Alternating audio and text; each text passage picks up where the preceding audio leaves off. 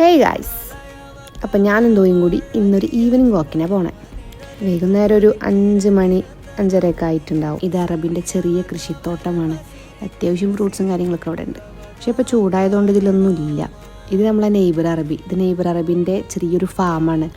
തേൻപെട്ടിയിൽ എന്തൊക്കെയോ പരിപാടിയാണ്. ഇതൊക്കെ അയാൾ സ്വന്തം ചെയ്യണതാട്ടോ. ഇയാൾക്ക് ഭയങ്കര ഇഷ്ടമാണ് തോന്നുന്നു കൃഷിയും കാര്യങ്ങളൊക്കെ.